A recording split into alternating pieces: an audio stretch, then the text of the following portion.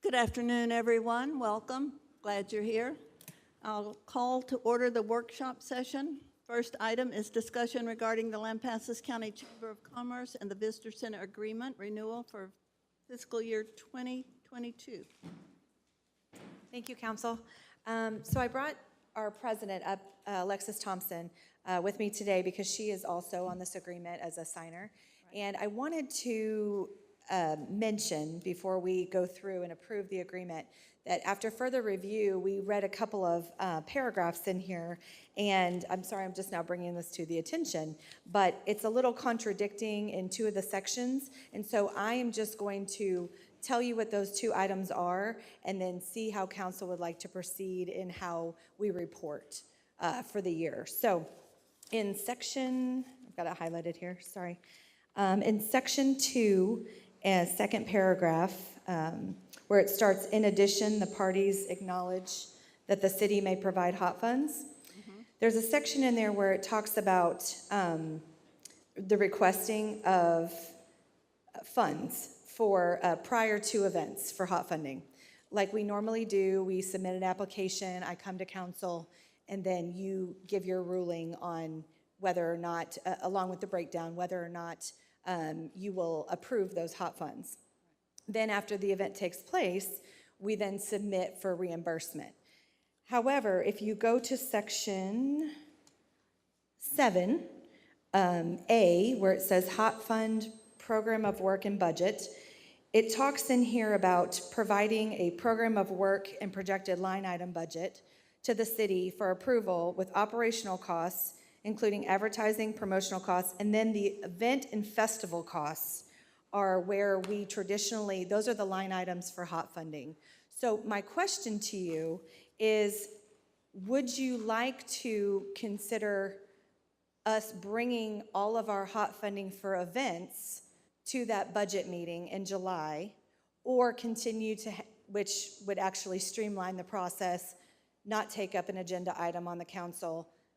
It's estimated in any case, or would you like us to continue to keep coming prior to the event, 30 days prior to the event? Hasn't this come before us several years ago, and it was decided by the chamber that they wanted to continue to bring it to us? Am I remembering those costs and the obligation to fund were segregated, so the events were a separate item. The visitor center was really what this agreement was meant to include. So as the chamber director suggested, you could say you want to take a look at all the events one time a year, or in the alternative, you could simply, in section 7A, you could delete the words event, where is it here? I just saw it. Sorry. Event/festival costs, you could delete that, I think, is what you're asking. It's a difference in coming 4 times prior or 1 time during the budget cycle, which they're an estimate either way. However, with the 4 years that I've been here and the track records, that it's always come under budget, and it always changes, whether I do it 6 months in advance during the budget cycle or do it 30 to 60 days in advance. So it's really up to the opinion of the council to how to proceed, and I will be happy to do either one. It's just, it takes up an agenda item, and it also is a lot of paperwork for your packet. So tonight we're looking at the agreement. Does anyone have any preference as to how often they come back with those events? They will come back with the event itself when the event comes. No, that's what I'm asking. I'm asking whether or not I present it all at the budget meeting, which is operational for the visitor center budget, and then an additional budget for the 4 events that we come to council for hot funding requests at the one time. So I thought you guys had decided you needed to come. It was prior to my joining. Okay, So if that's the case. Does anyone have any preference here? You still report back after the event, right? Yes, and currently what I do is I submit all the receipts and I submit all the invoices and breakdown. It's always come under budget, but then I just submit that to the EDC and Becky for a reimbursement. I just like Prefer to do it that way.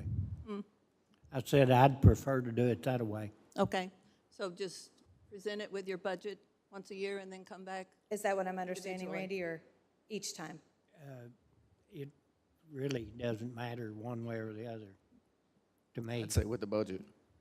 So just do it once and then present your budget, your, And I'll still give the Expenses to that. history and the averages and the breakdown for each event. You'll just see it one time. But then after each event, I will then submit that individually. the only thing that has happened is that council has been able to look at what you're spending your money on and make recommendations that you don't or that you do. Which they still will be able to do. It'll just be at the July time, which it's, again, always an estimate based on rates at that time and vendor costs and so forth, so. Let me Does it, ask if, when you do get the actual expenses, are you able to pay from them, or do you have to drop anything? Are they pretty true to life? that would be Probably a Mandy Yvonne, question. I would think.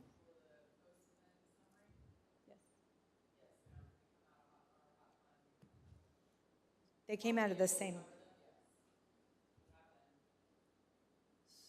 So when they present it, you're actually paying them everything they presented? You don't knock anything off?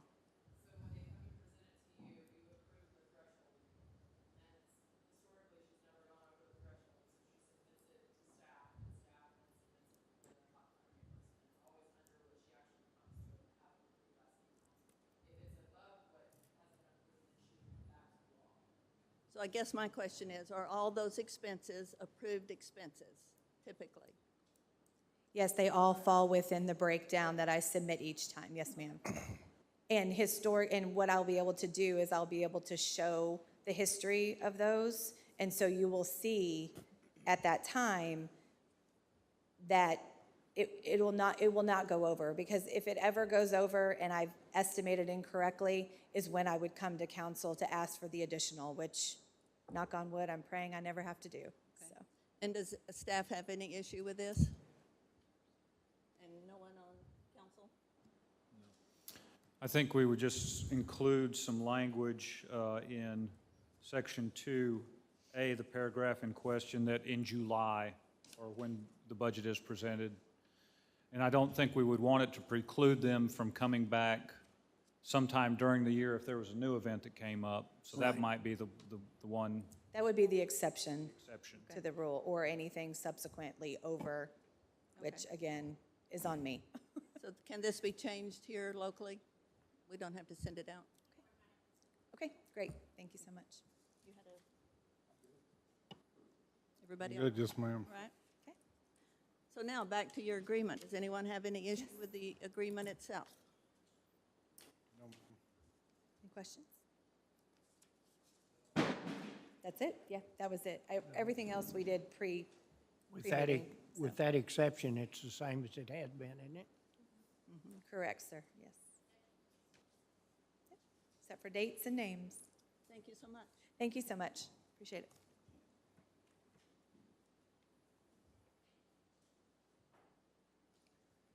Second item, discussion and updates regarding the advisory board terms, renewals, and vacancies.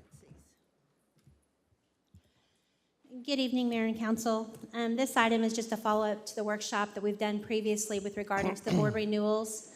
We do this annually for the appointments and for the reappointments for each board. There is going to be an item for the regular session for you to appoint and reappoint several members to existing boards.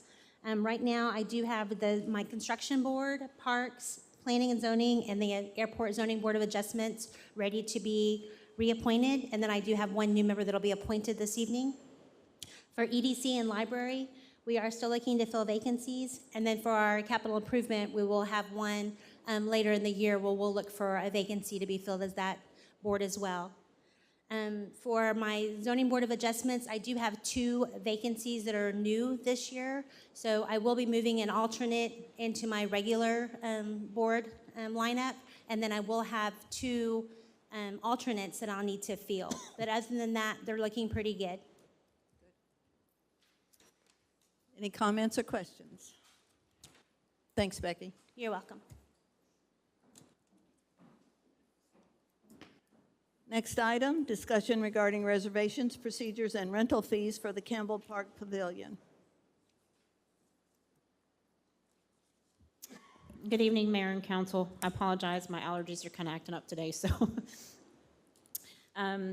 Since a new pavilion has been completed, we've had some requests for rentals and reservations already, so we're here seeking your input as to how we need to go forward with that. We have presented this to Parks Board, and they are on board with us doing signage and renting it out like we do with the other pavilion and the Ruth Aiken Theater as well. So we're just here for your guidance and input. So the $75 get you the whole day or the night? Yes, or- currently, so we're proposing the same rental fee as what we have for the Hancock Pavilion, which is a $75 rental rate for it's all day, and then there's a $75 deposit that's refundable. Anyone have any input into this? Thank you so much. Thank you. Appreciate it.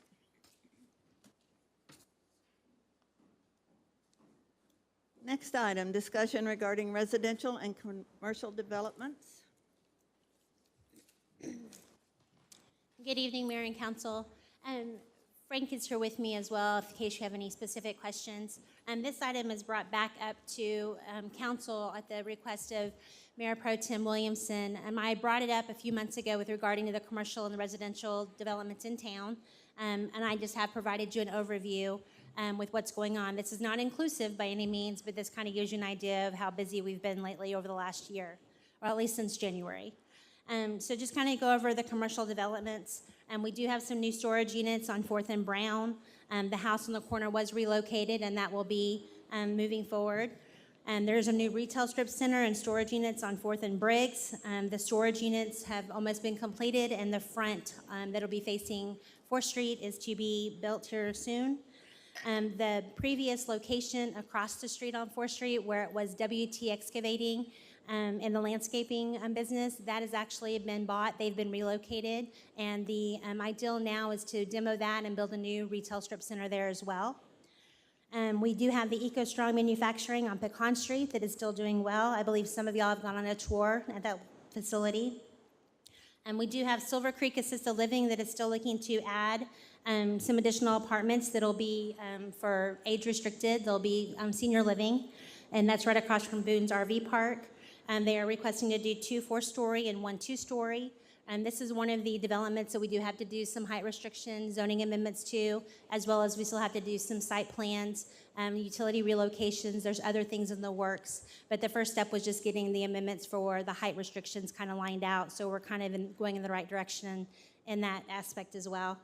Starbucks is going vertical. There has been some hiccups. There has been a few issues with the build, with the shell itself, and we're working through it on a daily basis. Santa Fe Depot over on 2nd and Live Oak. This is going to be a metal building shell. This is Mr. Harden has been working on this for several years and is finally coming to fruition. So right now at this point, it's just going to be a shell. Hopefully it might be a restaurant or some other kind of amenity, but we're not quite sure yet at this point. Retland's building is currently undergoing some renovations. One side of it is going to be a distillery and a tasting room. The other side is going to be a retail space for a vendor that's going to do candy, popcorn, and gelato. They're also going to be a space there for the Wings of Eagles to be able to have their meetings and have their social gatherings and their fellowship that they have. T-Mobile, you might know, has been approved and been accepted, and it's over there by the Golden Chick Retail Center. Community Church on 4th, it's making a lot of progress.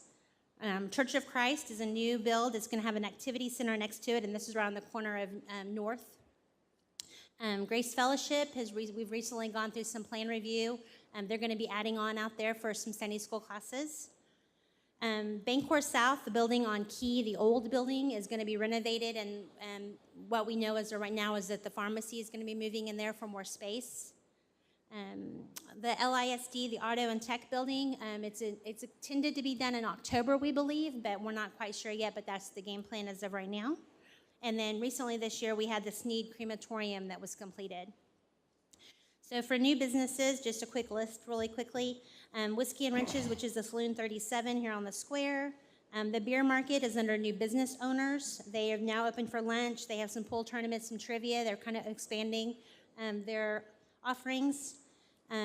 Lolly's Ice Cream next to the Dollar Tree in the Santa Fe Shopping Center. Gillen's Wine and Candies, they're more prevalent on social media. They're having more activities and live music. Always Home Properties and WM Roofing have taken up retail space over on Key Avenue. Rolo Insurance has been in the new building from Civitas. They're the new insurance carrier there. And then we just recently did a final for the Sulphur Creek Urgent Care that's opened over in the Marketplace Shopping Center over by Belen's Nutrition across from the Lampasas Middle School. And then we do have a new salon. It's actually in the old Champagne and Chandeliers over there on 8th and Key. It's going to be the Steel Magnolia on this side, and that's something new. For residential, I'll briefly go through this as quick as I can. Since January of 2022, we've had 19 new home permits that have been issued. Stone Valley, it's a 67-home subdivision. We have approximately 6 or 7 lots left to develop. Brody Estates is a 22-home subdivision. We have about 6 lots left. 6 have been completed or in process. Hillside Acres is 28-home subdivision. We have about 8 lots there that have been started or completed. And then Hidden Oaks is a 12-home subdivision. The infrastructure has been approved and accepted by the city, and I have issued the first building permit, so they're going to start going vertical soon as well. You might notice there's some new homes being built on Shepherd, which is over there in the Diamond Ridge subdivision, back there behind Teton. There's 4 houses being built in that area. RKJ is building several houses on the east side of town, and then we have some coming on Summer from Tom Lancaster. And then the Northington Creek Estates development, this has never come to fruition. We've talked about it several times. It was the property that had the 48 acres over on Mill and Brown, kind of off of 4th Street. We left it with availability of water and the availability of infrastructure and how we're going to be able to get there for your egress and your ingress. We also wanted to do a traffic study. So there are several things that are still in the works with that process, but we have not heard from them in a few months. So we might need to kind of touch base with them and see where they are with that process. But we haven't had any new updates recently. But that is on my list. So if you have any questions for us, I will have Mr. Ellett help me as well. Thank you, Becky. No questions. Well, let's hit Frank with a question, somebody. Thank y'all. Thanks. Keeps Frank busy.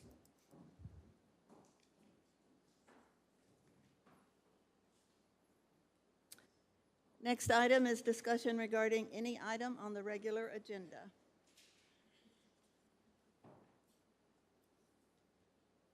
Nothing? We can adjourn the workshop if anyone wants to make a motion. So moved. Second. Have a motion and a second. All those in favor? Aye. Any opposed? Anyone want to take a break, or shall we just continue on? Let's go. Move forward. All right, we'll call to order the regular session. Chief Smith, could you give us a prayer, please?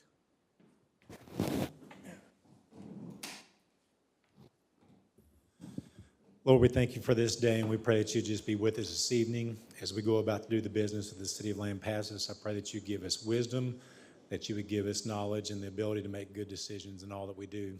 Pray that we would be good stewards of the money that has come into this community, that you would help us to spend it wisely, and that you would just be with us in the decisions that are made. I pray that you go with us the rest of the evening, help us to be safe, and watch over us in all that we do. In Christ's name we pray. Amen. Please join me in the pledges. I pledge allegiance to the flag of the United States of America and to the republic for which it stands, one nation, under God, indivisible, with liberty and justice for all. Honor the Texas flag. I pledge allegiance to thee, Texas, one state, under God, one and indivisible.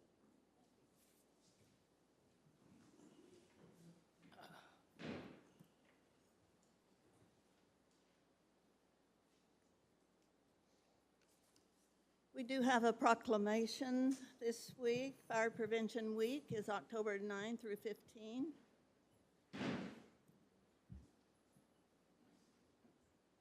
Whereas this year marks the 100th year anniversary of the Fire Prevention Week. Whereas this year's slogan is "Fire Won't Wait, Plan Your Escape." Whereas the City of Lampasas and the Lampasas Fire Department are committed to ensuring the safety and security of all Lampasas citizens. And whereas home fires are a serious public safety concern with more than 358,500 residential fires reported annually, killing more than 3,700 people in the United States. Whereas working smoke alarms cut the risk of dying in a home fire in half. Whereas the City of Lampasas is dedicating to reducing the occurrence of home fires and home fire injuries through prevention and an interactive presentation to elementary school students throughout the Lampasas Independent School District. Whereas the Lampasas Fire Department urges all citizens to be aware of the dangers of home fires and encourages all citizens to take protective and preventative measures in their homes, including the use of working smoke and carbon monoxide detectors and the planning and practice of a home escape plan. Now, therefore, I, T.J. Monroe, Mayor of the City of Lampasas, on behalf of the Lampasas City Council, proclaim the week of October 9 through 15, 2022 as Fire Prevention Week. By my hand this 26th day of September, 2022.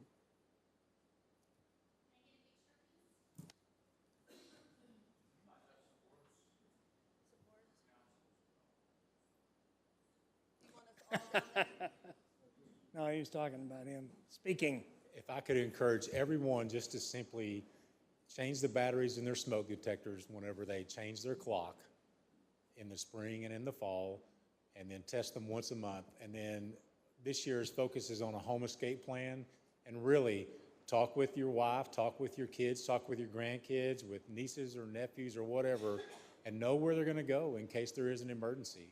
Having a meeting place, it really does do a lot, and it brings a lot of relief to us whenever we arrive on scene and somebody's there and they say that everybody is out.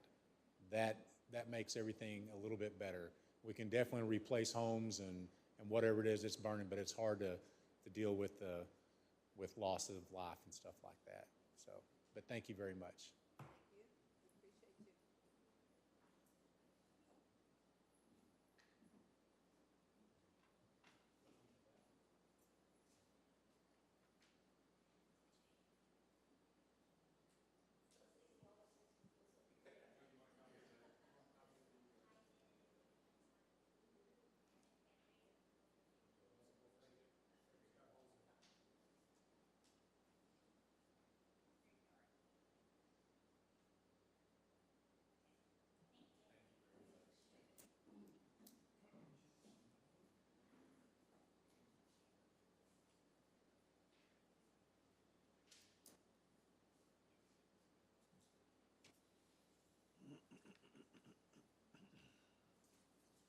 We do have some service anniversaries.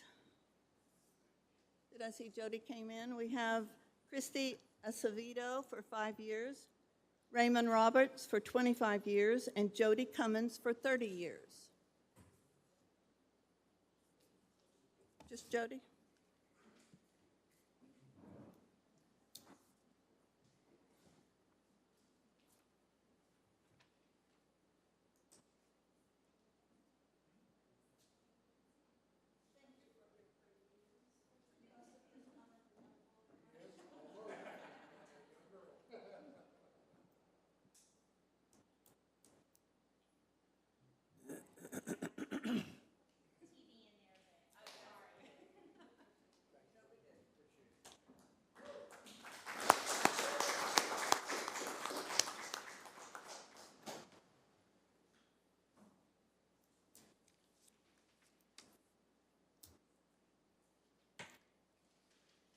Next item is public hearings, citizen comments. Any citizen who wishes to address the City Council on a matter that's not included on the agenda may do so at this time.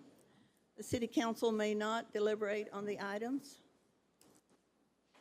Anyone? I don't think so.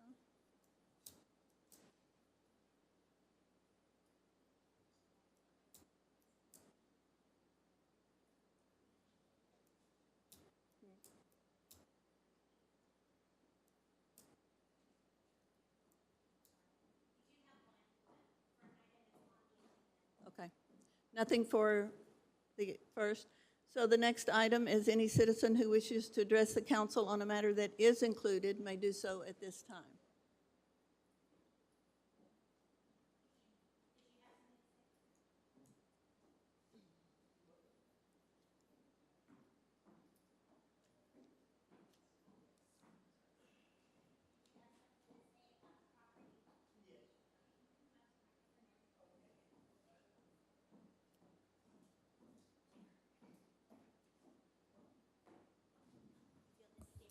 On the, yes. What was they wanting to do exactly? Well, it's an accessory dwelling is what they're doing, and it's already currently a building, and what they're doing is adding to make it like a guest house. Okay, I don't care for that as long as they don't put a driveway in it. No, sir. No, sir. They're not adding a driveway. Well, it ain't nothing new. They've done this. Yes, sir. Yeah, They've been remodeling. yeah, I know. What it never was nothing but a shed though. Right. Yes, sir. And I don't have any problem with that as long as they're not gonna put a driveway, because that's right there at my headboard. Okay, that's all I gotta say. Okay. Thank you. You bet. Thank you, sir. Appreciate you coming in.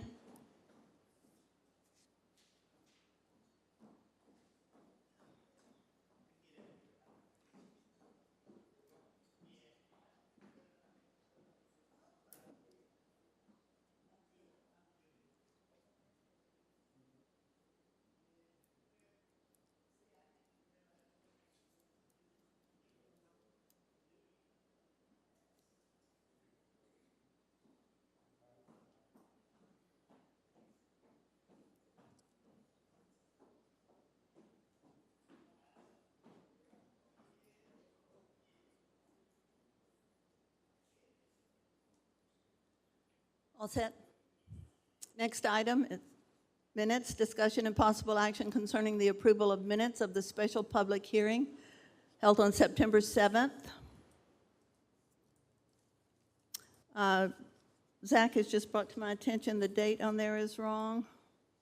Monday, the special meeting was on Wednesday, and it says Monday, so. So I would recommend approval with that correction from Monday to Wednesday. Mayor, is that the public hearing on the tax? I believe I was absent. I was absent as well, so. So I would recommend approval with the correction of from Monday to Wednesday and listing Councilmember Clark as an absent member. Second. Have a motion and a second. All those in favor? Aye. Any opposed? And that's with 2 abstentions. 2.2, discussion and possible action concerning the approval of minutes of the regular council meeting held on September 12th.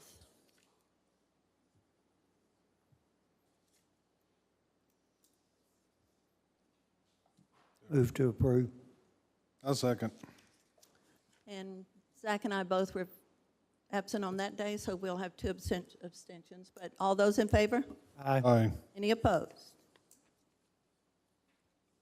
The consent agenda, discussion and possible action regarding the second reading of an ordinance to consider approval, denial, or approval with modification for a specific use permit, SUP, to allow for an accessory structure commonly referred to as a guest house in the area zoned Single-Family Residential 10, SF10, Lampasas County, Lampasas, Texas, for property described as Block 2, Lot 6 and 7, Fairview Edition, commonly known as 101 North Rice Street, Lampasas, Texas.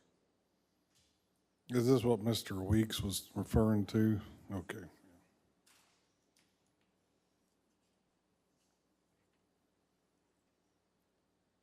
I would move to approve the consent agenda. Second. Have a motion and a second. All those in favor? Aye. Any opposed? Economic Development Monthly Report.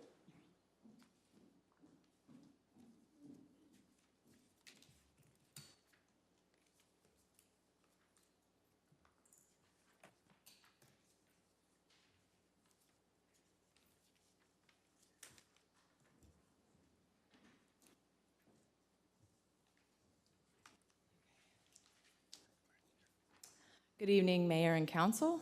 Thank you for allowing me to present highlights from the past 12 months in economic development.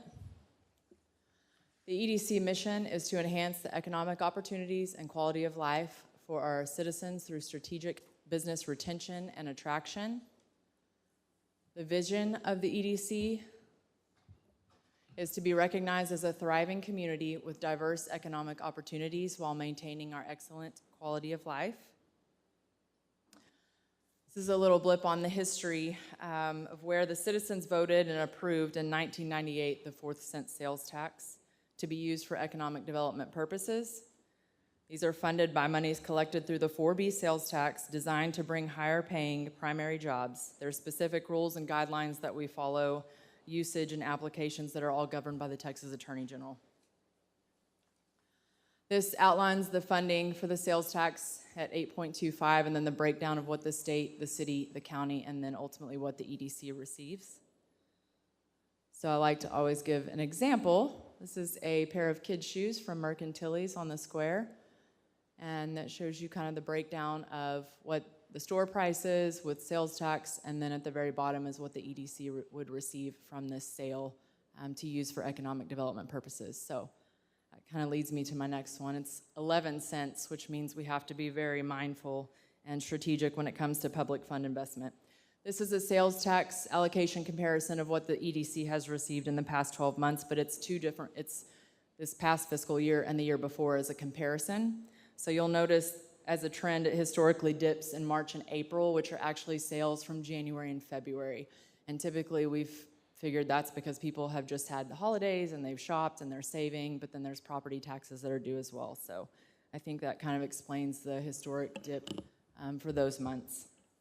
But we have exceeded what we budget for our sales tax in the last 5 years. So this leads me to what we feel is what we can use our 4B sales tax, which put to best return on investment, is the project we're embarking on now, which is our phase 1 development of the business park. So this is some of the history. The land was actually purchased in 2004. It's 151 acres. Utilities were extended in 2015. The engineering for that was, for phase 1 was completed in 2019. And the EDC secured a $1.5 million loan for these efforts in September of 2021. We also had additional funding in the bank of $1.2 million to supplement the project. The city had American Recovery Act funding that is provided through the American Recovery Act Fund, which is to be specifically used for water, sewer, and fiber projects. City Council approved in February that $971,176 in water and wastewater for phase 1. And the EDC appreciates that. The total bid from Gage and Cade for phase 1 came in at $2.7 million. So the next couple slides gives you a little breakdown of what the EDC has paid to date on phase 1 so far per pay app, plus what we feel is an estimate of the remaining amount, and then what the city has contributed as well. The project update this is from last week. 90% of water, wastewater complete. We're almost finished with curb, testing manholes, putting the final course of base in, rolling and compacting. The paving, actually, I believe Ryan had said is set to begin this week on Wednesday. They put seed out now for the grass. We are still waiting riser parts. Working on wing walls and head walls for box culverts, and the outlet box for the detention pond is being installed. It may actually have already been installed, but this was last Wednesday. So we recently platted, we actually just got this from our engineer in the last couple of days. We've platted into 5 different lots. We also have met with a commercial appraisal that gave us an appraisal on 3 of the lots, and we formed a subcommittee to determine the value per acre so that we could have some baseline prices. So that we could have some baseline prices, but left us some room for negotiations and incentives. So obviously we're recruiting primary jobs for the business park. These are businesses whose products and services are primarily purchased by customers outside of Lampasas. So research and development, distribution and logistics, light to medium manufacturing, technology, data management, and food processing. And our marketing efforts rely heavily on face-to-face meetings with site selectors and real estate commercial developers. We also have had some pieces done with flyer view, some print pieces that we'll be mailing out. We've had some ads in site selection magazines. And then at the end of this slide, at the end of the PowerPoint, I'm going to show a video that we created with Neon Cloud Productions in 2018, and we've engaged them to create another one that will probably be more economic development heavy this time around. I wanted to give an update on internet because this is something the EDC has worked hard on the last few years. So the EDC engaged with NextLink following a fiber study that we did with Foresight. The city developed a tower lease agreement in May of 2020 and the pole attachment agreement in July of 2020 in order to serve businesses and citizens of Lampasas with high-speed internet. This is a map of where they are now. The blue is outlined what they've completed thus far, and then red, yellow, orange, and purple are the future phases. They're still waiting on some engineering, but they hope to start construction on phase 5 no later than November 1st. And this gives you a breakdown of the neighborhoods and the timing. They have 44.63 miles currently built. 1,835 homes have passed. And the Hoffpower and the Diamond Ridge subdivisions were released on the 14th of this month for installs.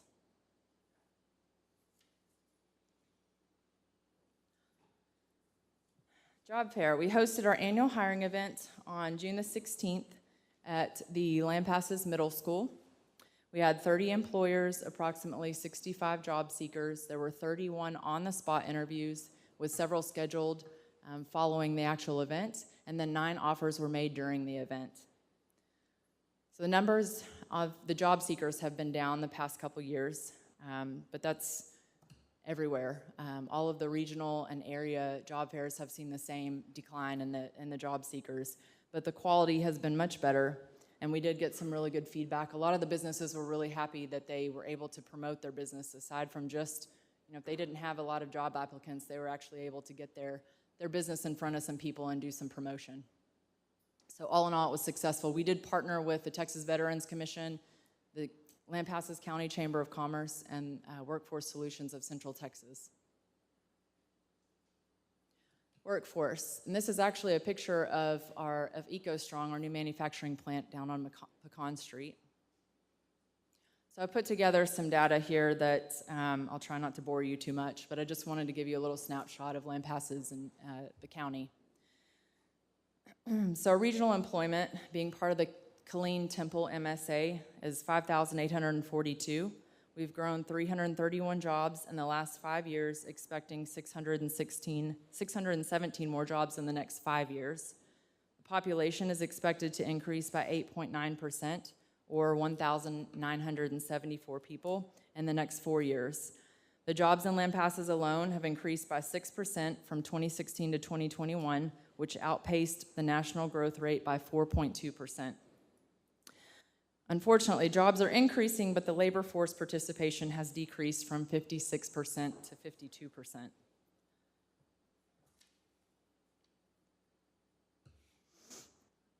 This chart shows that we have 9,050 within our county that are actually employed. It just gives you a labor force breakdown for unemployed, employed, and then what our labor force. This is unemployment by demographics. So we have a total of 313 unemployed, with the highest age categories being 25 to 34 at 23%. Then ages 35 to 44 is at 25%, and ages 45 to 54 at 21%.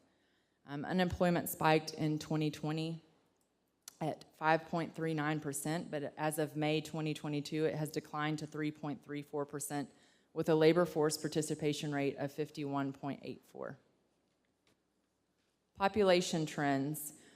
This chart shows population trends. Lampasas County has grown by 1,676, or 8.2% from 2016 to 2021. It's expected to increase by 8.9%, or 1,974 people by 2026. Job trends for Lampasas County show an increase of jobs from 5,511 in 2016 to 6,015 in 2022, and expected to reach 6,458 by 2026. This increase of 6% in the last 5 years outpaced the national growth rate of 1.8%. Labor force participation rate trends. So there's obvious decline in 2020, and then it steadies and evens out. Between February of 2020, prior to the pandemic, and February 2022, the U.S. labor force participation rate declined 2.1 percentage points from 63.4 to 62.3. That translates into 3 million fewer workers today. Demographic shifts explain part of the longer-term decline over the past decades. Job openings have exceeded the number of unemployed workers in the United States since July of 2021, suggesting an extremely tight labor market as the economy emerges from a pandemic-induced recession, and much of this shortfall in the labor force has been attributed to a large decline in labor force participation rates. The steadily shrinking participation rates means the fraction of the population that's either gainfully employed or actively seeking work is steadily dwindling. This shows that the GDP, because fewer people are contributing to the nation's output of goods and services. So there's a slow growth of the GDP. Working regionally with workforce task groups to try and figure out and analyze for the Lampasas economy and what this means for our future. Unemployment rate trends, 2020 at our highest, but we've since decreased to 3.34% from 3.77% 5 years ago. And then here's a snapshot of our population characteristics. So millennial generation makes up 3,538 people, but the national average for an area of our size is 4,490. Retirement risk is high. The national average is 6,485 of 55 and older for an area our size, but Lampasas sits at 7,890. We're way below the national average on crime, and I list this because, believe it or not, this is a selling point when we're marketing our community, so we're definitely ahead there. Where talent works and lives, I think this is probably pretty obvious. 4,545 work in Lampasas with 8,306 living here. So this is county. Largest industries, I think this is probably obvious too, but our largest industries are government, construction, retail, and manufacturing. If you can see the little gray line on there, that's the national average. So we're above the national average on those, below in healthcare and professional services. And then the top growing industries, construction is just off the chart. Largest occupations, same thing, construction, sales, administrative, transportation, and food prep. It's probably not surprising to any of you, but also you can see the gray line there, and that is the national average, so we're pretty far ahead of that, at least on the construction and some of the ones at the top of the chart. And then top growing occupations are management, construction, production, and sales. In-demand skills, nursing, merchandising, food service, and manufacturing. Again, the gray line represents the national average and where we sit versus national average. And then top occupation earnings. We have workers in management, legal, computer, architectural, and engineering, business, financial, and healthcare all making over $25 an hour. And I point this out because the EDC has always been very focused on quality over quantity. So we would love to take recruit a business that has 25 higher than average paying salaries versus 300 jobs that are minimum wage to below average. So here's some new development, and Becky, I know, has gone through all this, so I'll be really fast. It's the same thing, but I'll go through the same slides. So she mentioned the retail center in 4th and Brown, the Silver Creek Assisted Living expansion, Starbucks, Santa Fe Depot development, the Rutlands building, as she mentioned, the distillery on one side, and then the candy shop on the other side. 3 of our churches are developing right now, and the high school has an auto tech building, and the Sneed Funeral Home has a crematorium. New businesses, Saloon 37. The beer market has new owners, as Becky explained. Lolly's Ice Cream, Gillen's Wine and Candies, Always Home Properties, WM Roofing, Rolla Insurance, Sulphur Creek Urgent Care, The Steel Magnolia, T-Mobile, and EcoStrong, which EcoStrong is the building right there that's featured.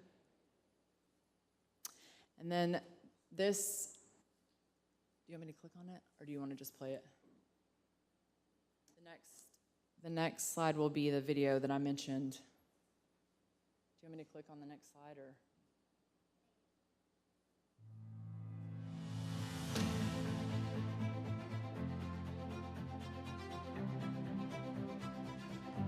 You have to.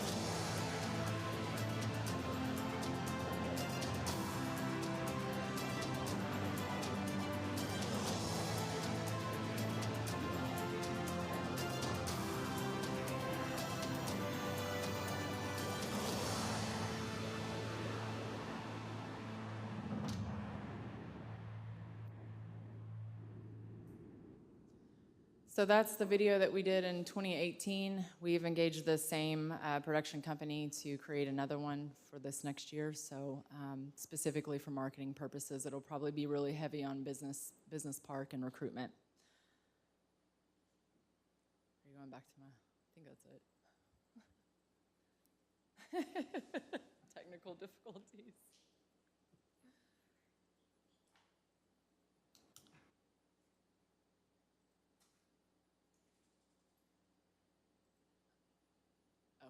Y'all have any questions? Any questions for me? I got a couple of questions on the business park, Mandy. I saw some, those are prices on the lot that you guys have already kind of settled on those prices there. I don't know that we're settled on them, but yes, that gives us a baseline to go from. Let me ask you the next question. Will you guys have any incentivizing in businesses coming? And Sure. if so, what would that be? probably discounting the land value. I mean, that's up to the board, but that's what we've talked about from the start, because that's our best incentive, is owning the land. Okay. So hopefully we can offer it below market value. And that'll all depend on a development agreement, and you'll have to meet certain criteria, and we've discussed discounting land price. Is there, you also had another lot on there, lot number 4, which was the bigger parcel. Is there any ideals or anything going forward on that lot number 4? We haven't discussed moving forward with that yet. I mean, our hope is, yes, to eventually develop that as well, but we haven't gotten to that. Yeah, I've had some hotel chains personally come and talk to me about that, and so that's always an option, and they're ready to roll. Right. And you're talking about the large lot on the south? I think anywhere up there. Okay, Yeah. gotcha. Yeah. Thank you. Any other questions? I probably know the answer to this already, but people interested in already Yes. going out there? Cool. There's interest, and especially in what I listed as what we're recruiting, we have interest. Awesome. Feel pretty good about it? Yeah, I do. We haven't had land up to this point to offer, so I think this is great for the EDC and great for the city to have something that will be pad ready for them to come in and build. And when do you think it's going to be kind of ready to truly market and? Oh, to market? I was going to say, when do we think it's going to be finished? No.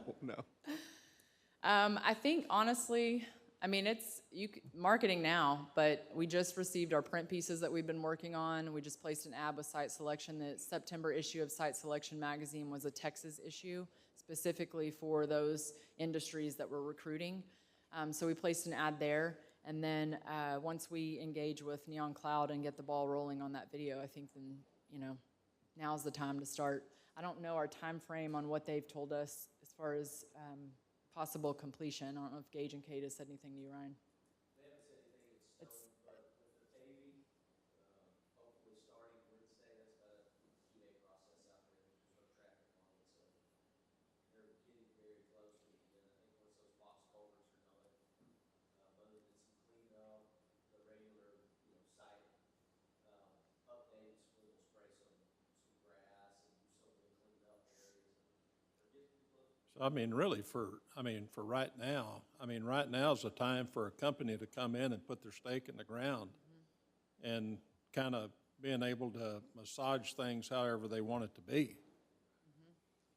And ideally, when would you, if everything went perfect, would you expect maybe the first business to be out there in y'all's mind? I know you can't really. I guess it depends on what business it is and their timeline too, but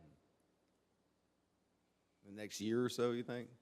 I would say within the next 12 months. I don't know if that's too ambitious, but I don't know, there's so many factors that play into that. It's hard. I don't want to put a date on it, but we're ready to go as far, if it's a business that's ready to come in to a pad-ready site and build, then, that's what we're recruiting, we're all for it, so. And thank you. You're welcome. Any other Thank you. questions? Thank you for everything. Yeah, thank you. Thank you. Thank you, Mandy. We appreciate you. Yes, ma'am. Routine matters. City manager's operational report. Evening, Mayor and Council. Just the butterfly slide in Mandy's presentation reminded me to tell you that the butterfly is in front of City Hall here temporarily. It's being cleaned and touched up in the Dallas area. We'll also talk about this a little bit further in my report, but I'm pleased to announce that both interlocals have been approved and executed, the one with the LISD as well as the one with Lampasas County. Lampasas County Commissioners met this morning and approved it and executed it, and that was after we had already executed the LISD interlocal. So we're glad to have both those documents behind us, and now we've continued to step up our work in terms of workforce and just operational logistics and protocols for those two agreements. Central Texas Water Supply Corporation has contacted us regarding some mechanical issues they've had with their intake structures and pumps. I believe I sent council out an email on this once or maybe twice just to provide updates. They have requested, and we have issued notice of Stage 2 water conservation measures. That was pushed out by text and on social media. We included in that the specific regs, and typically they have restricted the watering days and the request for non-essential use of water. They are seeking additional options, including floating pumps, as well as seeking water from additional sources, maybe a tie-in to Bell County, WCID. And, frankly, we need rain, cooler weather, and obviously timely repairs. These pump motors are not something that you can take down to somebody in Austin. We've got one of these big pump motors that's in Kansas City being repaired. So Lee is working just as hard as he can in order to get those back up and going, but hopefully the cooler weather will decrease the need for the water usage. Hillside Acres, we're pleased to report that we've provided conditional acceptance of the infrastructure, and that's based on their need to provide a maintenance bond or letter of credit, which was a guarantee approved by council previously this year. We also wanted to let you know that condition has also already been met by Hidden Oak subdivision. We have accepted the infrastructure over there with a letter of credit being received. The bridge on East 3rd Street, this is an item that actually has been on our CIP list for a number of years, and then I pulled it off for a couple of years because it was just something we had trouble getting to. The reports came back from TxDOT that was still, in reasonable shape. We have now found out that TxDOT is actually going to undertake the replacement of that bridge, hopefully within the next 18 to 24 months. One of the things that they're looking at is some additional width, some means for pedestrians or bicycles to get across that bridge. It's a little more than a one-lane bridge, but not much more than a one-lane bridge. So looking at probably having to maybe elevate that bridge as well as widen it, and that may also require the assessment of any additional needed right-of-way. So they're hoping to have a preliminary design in the first quarter of 2023. Paving, we just wanted to report that we did extend the paving on West 1st Street. We went from Willis to Rice, and now it goes a little further east than Rice Street, and we will be purchasing, Yvonne has said that the clock is ticking on year-end purchases, so we've got to get a load of emulsion here by this week before the end of the year. And we plan on tearing up Briggs basically between College to 4th. And that will be pretty much a complete rebuild. Audit, this time of year, we're getting ready for auditors to come in to do their inventory as well as take a look at some closeout. An upcoming audit, we will be after close of business on Friday. Yvonne will be staying late and running those year-end reports. And it's just a reminder to council, normally it takes us 2 to 3 months before we close all of the outstanding purchase orders out. We get everything expensed to the proper year, and at that time we'll be able to give you kind of a comprehensive report on the performance of the financial performance of the city compared to budget. Wayfinding, we will have wayfinding RFPs are due to the city no later than October 3rd.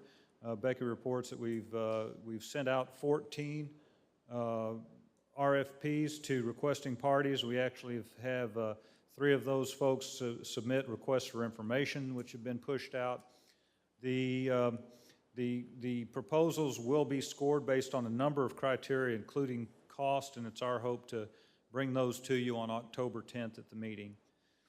Eclipse staff kind of got together as a group. We invited the chamber director to a meeting as well on September 22nd.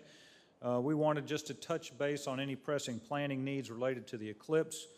And of course, it will be a big day, April 8th, 2024. We will have a lot of folks in town. There's no question about that. The only reason we wouldn't is if we had a, thunderstorm for 3 days, during that time period, nobody could see the sun. But we do want to, we have at least decided to begin to push out some information and create some information sheets for businesses and residents. Plan on holding an additional meeting in the first quarter of 2023 in preparation for a town hall type meeting in April. That'll put us about a year out from the event. Certainly, we want to remind council that the city's primary focus will be on the delivery of city services, our response to community needs, and public safety. And we're going to push any like marketing out there to try to increase any travel our way? We have always kind of taken the position that that's probably not our role. You know, our role is going to be making sure we can get an ambulance from the east side of Key Avenue to the west side of Key Avenue. Making sure that we can respond and deliver services that that we normally do. Make sure the water stays on, the electricity stays on. We have adequate staff deployed in adequate areas of town. You know, we're going to need a fire engine on the east side of Key Avenue and on the west side of Key Avenue. So that's been primarily our focus. It's not so much event marketing, tourism approach. It's taking care of what we know how to take care of primarily. Melissa, is that something y'all are going to be doing with the chamber? Yeah, so my suggestion to the city in that meeting was that, like any other event that takes place, whether it's Vision Lampasas, LAFTA, all the actual individual business owners that are wanting to host an event for that weekend / week-long event or time period, that they come to council in request of hot funds if that's what they're looking for, or permitting or what have you. So there will be no direction to bring in additional tourism to the town. However, we want to make sure that we take care of those that are already here, and then we've determined that most of the people that will be traveling for this event will do so maybe a day in advance, if not, depending on where they're coming from. So we want to make sure and ensure quality of life for our locals. And then anything outside of that, that a business or an organization would like to do, we encourage them, and we will have a fact sheet in how to, who to contact to make sure that their event is successful. Awesome, thank you. And do you have businesses and entrepreneurs attending these meetings, or is it too early yet? So that will come out of the town hall is what we're assuming. So we will put together an agenda for the town hall meeting. And then at that time, we will direct with frequently asked question sheets and contact information for all those people depending on what their needs are. Good, thank you. And then Finley, if there is like an influx of people, like we talked about at that meeting a while back, has there been any kind of plan for, well, just being able to accommodate that many folks coming in or an influx coming in? I think that we will have to do the best that we can, and certainly our public safety, fire and police chief are preparing for that, primarily related to deployment, making sure that we can answer a call for whatever that call might be, a normal call on a Tuesday afternoon. We want to make sure that we can respond and do what we're supposed to do primarily. But I don't know if Jody or Chief Smith would want to add anything to that. Give Chief Smith credit. He's kind of headed up a few more of these meetings than I have. But, for us, like Finley said, primarily planning on public safety and providing the services that we always provide during this time period first to support our community and those travelers that come in and out. And I think as we get closer, we'll have some more information from our neighbors and from the state about what services might can help. Tentatively moving in, we see trying to primarily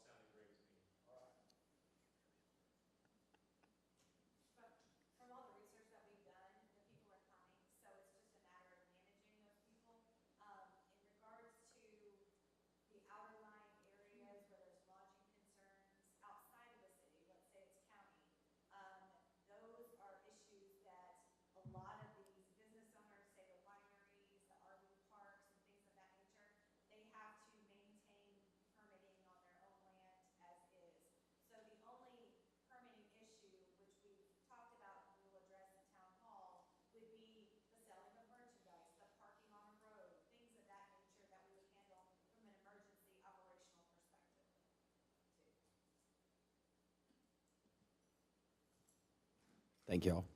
You bet. And we'd be happy to kind of keep this on a every other meeting update to you as well. So we'll continue to update you as progress is made. Fire Prevention Week, October 9 through 15, and I think you can expect the normal activities. It's a very good outreach program in terms of work with the elementary schools, as well as promoting what Chief Smith indicated in his proclamation. A National Night Out will be October 4th. That's typically held at the HEB parking lot. Gives great opportunity for the community and families to come out and meet public safety staff and grab a bite. And it's just one of many of the community outreach and public education events that we do with our public safety in the library, et cetera. Website, Monica reports a website update has been completed with design and photos and new content. However, she does still encourage your review and input and invite your comment and suggestion. And the city's website is really the first impression for people to our community a lot of times. And these are people that are either traveling through or either businesses or residents that are interested in relocation. So a lot of times they'll go to the chamber website, but they'll go to the city website as well, and we certainly think that it creates a very positive perception of our community. Gateway sign, Ryan and I met with some folks out on South 183 September 13th to talk about a new Gateway monument sign. This will be of similar scale to the one that we have out at the airport on North 281.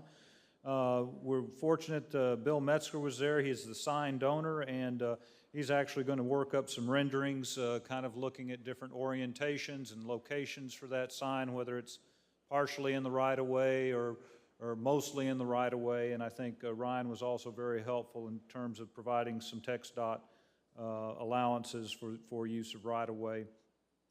We do want to acknowledge and thank Vision and Libby Blunser, as well as the Bumpus family, for allowing a portion of the sign to be located on their property. And we want to remind council the project was one of many community improvement projects that Catherine Metzger envisioned. Comp plan with the budget and interlocal agreements finalized. We want to come back to you at some point, probably next workshop, and start talking again about the comprehensive plan. We met about 3 times in a roundtable format, and I thought we picked up some momentum and had some good exchanges in that format and on the comp plan, and would like to start bringing that back up now that we've got budget behind us and some other things behind us. So without objection, we'll probably put that on the next workshop agenda for you to take a look at and provide direction to. Hostess House, we want to remind you that we do have a special called meeting October 17 at 5:30 at the Hostess House. Antonio Naylor and his team from Alliance will be prepared to review construction plans and specification. And this would include finishes and all the various alternates that we've come up with. We do want council to know that this is an opportunity as well for you to provide input. We want to make sure that you're good with the plans and specifications prior to us putting them out and advertising them for bid. We just also want to remind you that the plans also include the structural remediation. We were going to do this in 2 parts, and we ended up holding off on the structural and including it in this bid package. And I think, based on what I'm hearing, I'm thinking maybe the timing worked in our benefit in terms of the price of steel coming down a little bit and some of these other materials coming down. We hopefully will have some updated estimates at that time as well. We're pleased to recognize the following staff who began their City of Lampasas careers in September. Fidel Marua, 18 years. Raymond Roberts, 25 years. Christy Acevedo, 5 years. Thomas Kelly, 6 years. Garrett Bradley, 6 years. Stephen Knowlton, 1 year. Jody Cummings, 30 years. Vicki Tower, 6 years. Carlos Rodriguez, 1 year. Monica Wright, 17 years. And Tanya Baines, 6 years. I'd be happy to answer any questions. Thank you, Council. Thank you, Finley. Moving on to our new business, 7.1. Discussion and possible action concerning the second reading of an ordinance approving and adopting a budget for operating the municipal government of the city of Lampasas for the fiscal year beginning on October 1, 2022, ending on September 30, 2023, appropriating money for the various funds and purposes of such budget, including appropriations of money to pay interest and principal, a sinking fund requirements for all indebtedness, providing a severability clause, providing a repealer clause for the repeal of all ordinances and appropriations in conflict with the provisions of this ordinance, and establishing an effective date. Good evening, Mayor and Council. This is the second reading to adopt the budget, and it does need to be recorded as a roll call vote, please. So we could get a motion and a second, and then we'll get a roll call. Move to approve the second reading of the ordinance to formally adopt the fiscal year 2022-2023 budget. Second. Does anyone have any concerns, questions about this? Then we'll go with the roll call. Councilmember Clark, Aye. Councilmember Keel, Aye. Mayor Pro Tem Williamson, Aye. Mayor Monroe, Aye. Councilmember Morris, Councilmember Pierce. Aye.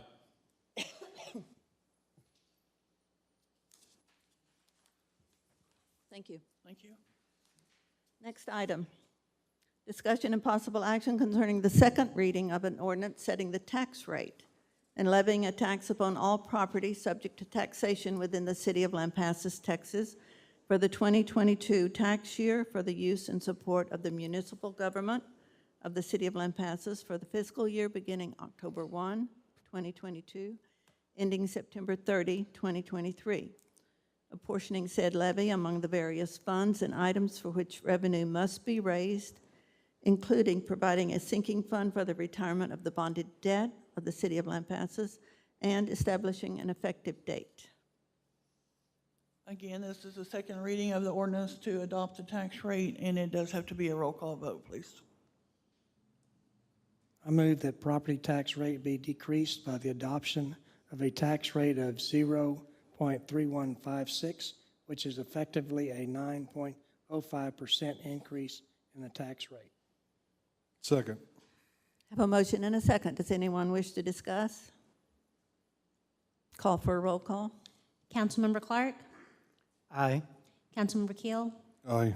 Mayor Pro Tem Williamson, Aye. Mayor Monroe, Aye. Councilmember Morris, and Councilmember Pierce. Aye. 7.3, discussion and possible action regarding the second reading, ratifying the property tax revenue increase reflected in the fiscal year 2022-2023 budget. Mayor and Council, according to the local government code, the tax rate does have to be ratified by a roll call vote. Motion of approval to ratify the property tax increase reflected in the budget by roll call vote. Second. Have a motion and a second. Does anyone wish to have comment? Roll call, Becky. Councilmember Clark, Aye. Councilmember Keel, Aye. Mayor Pro Tem Williamson, Aye. Mayor Monroe, Aye. Councilmember Morris, Councilmember Pierce. Aye. Thank you, Council. Thank you, Yvonne. 7.4, discussion and possible action regarding the Lampasas County Chamber of Commerce and Visitor Center Agreement for fiscal year 2022-2023. So to clarify from earlier, I want to appreciate the consideration of revising those sections of the agreement that we discussed. My goal is to be transparent, effective, and considerate of everyone's time, and I will work with the city to determine if this process works beginning July of 2023. I will submit a full report with all events and info listed along with the budget, and that will begin in July of 2023 for the fiscal year 2023 to 2024.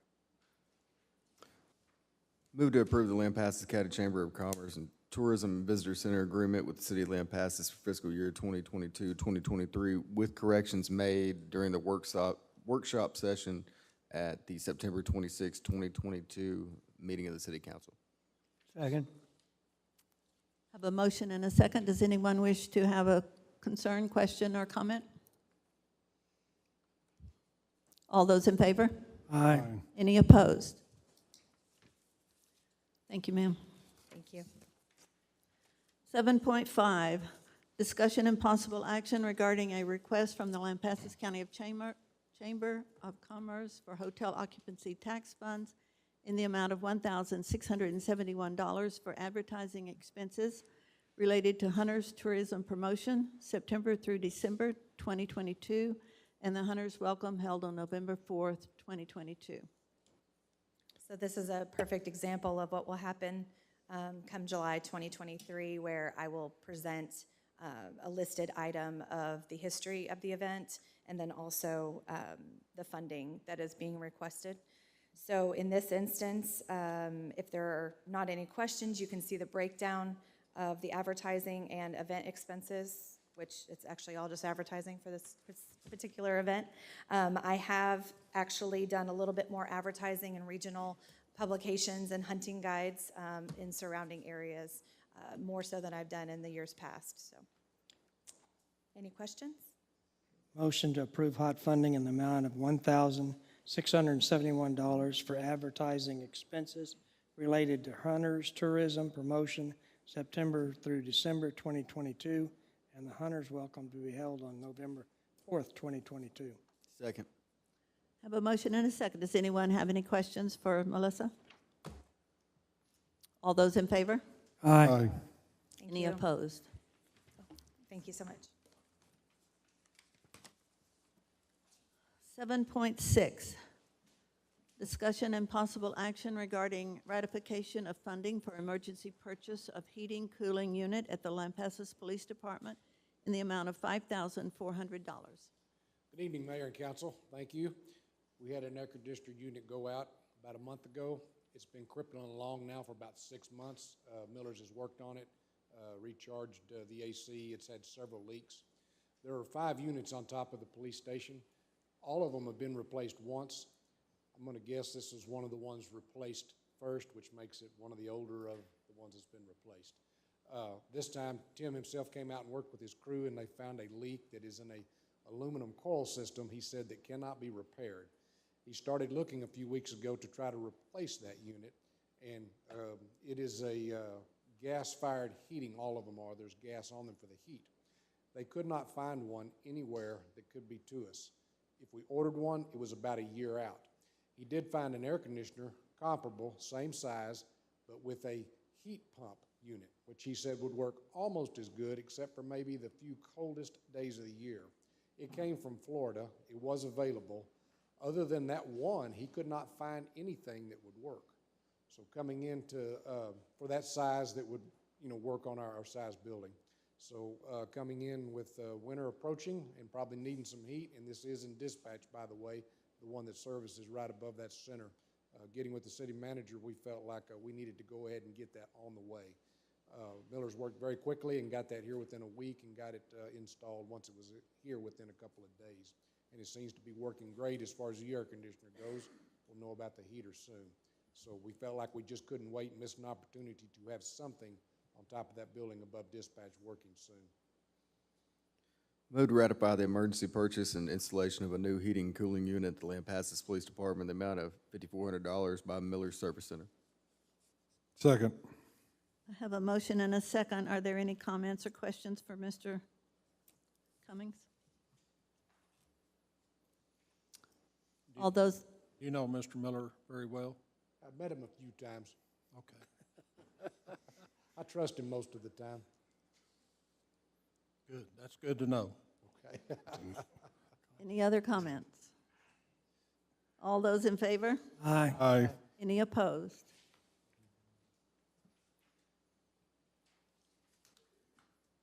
(7.7), discussion and possible action regarding approval of Veterans Day 5K run hosted by the Lampasas Run Club, Jackie Bunce.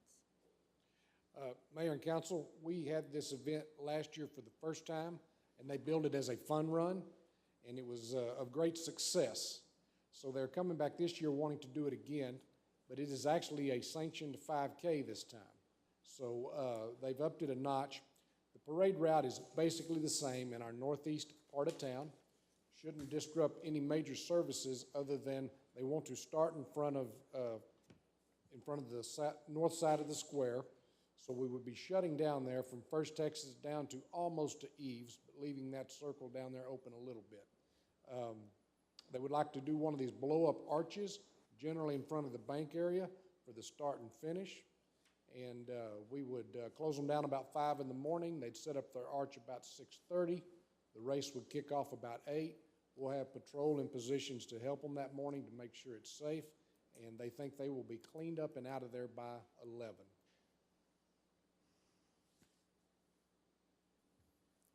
Move to approve the Veterans Day 5K run route and street closures as presented by the PD in the attached documents. A second. Have a motion and a second. Does anyone have any questions or comments? So they're going to be torn down by 11? They said that they would be cleaned up and out by 11, is Ms. Bunce's word. Not if I enter. Well, I was thinking about entering. We can stroll in around noon. Maybe a couple of days. Oh, you all.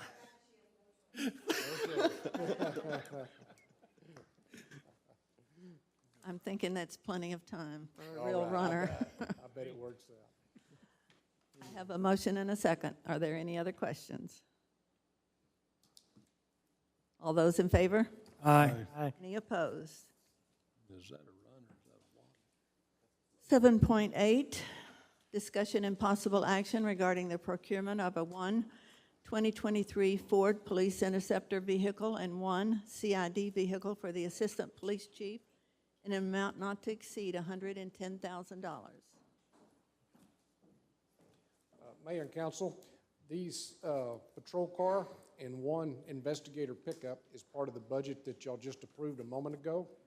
So this is what we've budgeted for next year. We're basically asking permission to go ahead and issue a purchase order prior to October 1st so we can get on the list to get this patrol car coming.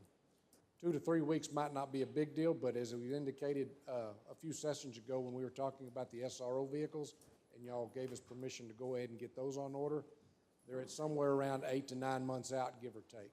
So we'd like to go ahead and get our name on the list for this patrol car, and while we're at it, we went ahead and got bids and studied the investigator pickup that we need to replace.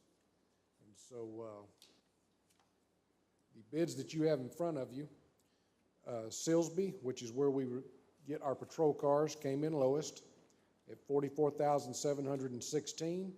We also solicited bids from the 3 local dealerships, all 3 flavors.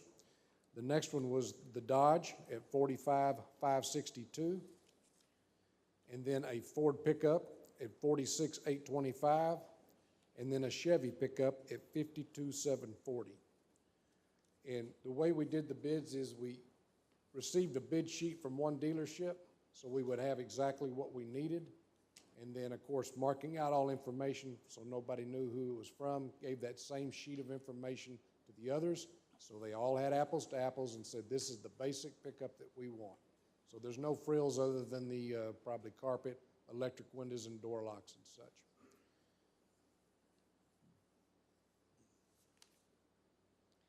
You need a motion? Please.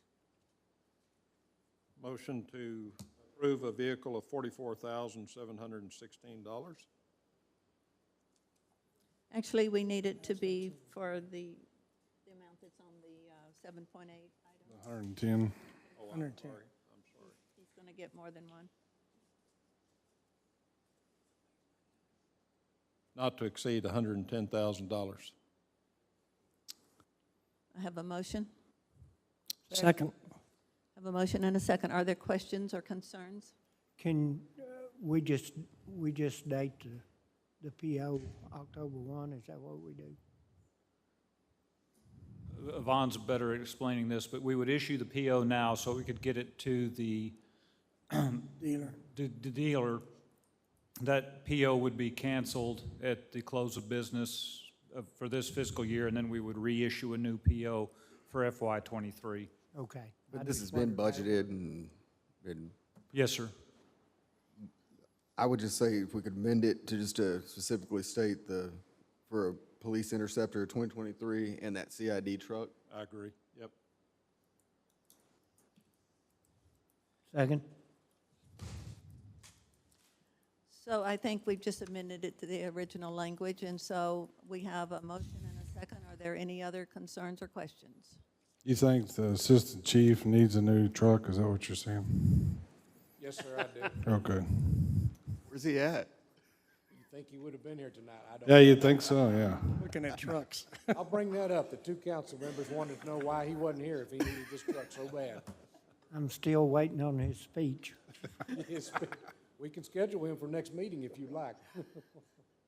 Okay, we have a motion and a second. All those in favor? Aye. Any opposed? Thank y'all very much. Thank you, Jody. 7.9, discussion and possible action regarding the acceptance of fitness equipment by the Lions Club to be installed at the 580 Sports Park.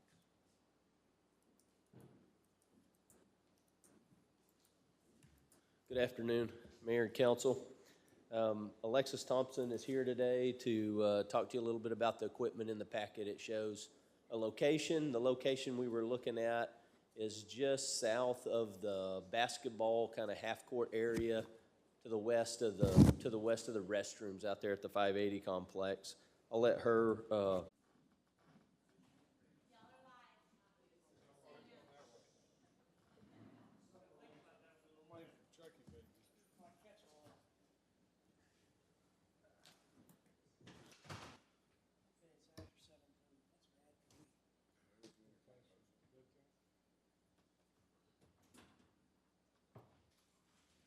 Hurry up, Cowboys been on an hour.